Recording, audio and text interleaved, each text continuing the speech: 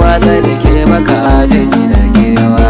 Alhaji Salihu Jangwar zo da mijin maza zakin fama. Idan kuna neman nama sai ku garzayo gun shafa ma. Naman rago naman kaji ko an tsaftace shi.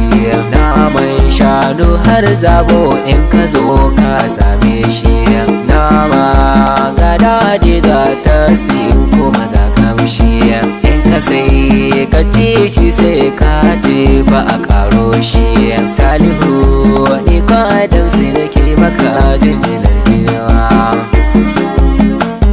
Alhaji Salihu ja'i ustazu yake maka gaisuwar girma. Shugaban gobe rawa da arawa yana gaisuwar girma.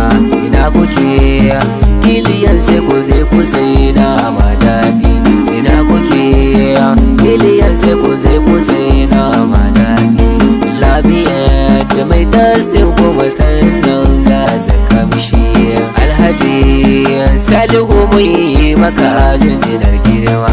Adam su waka yau ne na zo ina maka baitukan girma. Ya ilahu Allah sarki ya taimaka maka mai girma. Ya ilahu Allah sarki ya taimaka maka mai girma. Adam su waka nike maka baitukan kana albarwa. Masha Allah ƴan uwa masu kallon mu da sauraron mu bisa Zaman Tare TV yau ga muna a cikin anguwar Port Boye. Muna nan wato fadar wato Alhaji Salihu mai nama mai jin daɗin zama da Alhaji Garba mai nama mutanen Tuno a nan Port Boye. Muna tare da babban jagoran su da zai ce wani abu dangace da wannan shiri. Mai gida assalamu alaikum. Amin alaikum salam wa rahmatullahi ta'ala wa barakatuh. Kai mai sunanka? Ni sunana Jimmy. Masha Allah. Me zaka ce ma ƴan uwa da ke kallon Zaman Tare da wannan lokaci? Muna jin daɗi wallahi da su. Kuma kasuwancin mu yana tahiya. Okay. Mun gode ma Allah sarki. To yanzu me zaka ce ma masu kallon mu da sauraron mu bisa Zaman Tare TV? Masu kallon mu da masu sauraron mu muna musu fatan alheri. Ya me da me kuke saidawa nan? Muna sai da rago da halshe da nama sadiban. In kace harshen me? Ana sanar ba harshen gobera bane ko harshen arawa dai ko? Harshen arawa na kun ba na gobera na ba. Harshen shanu na. To masha Allah yanzu kana da wani kan zaka yi masu kallon mu da sauraron mu bisa Zaman Tare TV. Ina musu kowa fatan alheri, ina gaisa kowa da kowa.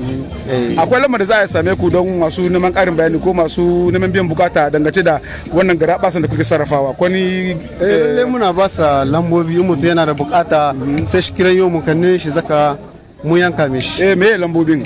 Lambobin 01 51 79 24 08. Okay. Okay, na gode. Kana kallon shirin Zaman Tare TV ko? Lalle ina kallon shi wallahi kuma na ga yayi. Ko duk masu kallon mu da sawa mu bisa Zaman Tare TV duk wanda da son su shina ma daren da kan su ji kansu kamar suna cikin gidan aljanna insha Allah ku ruga da gudu ku zo nan watan farko ku zo ku samu naku garaba san insha Allah sai kun zo.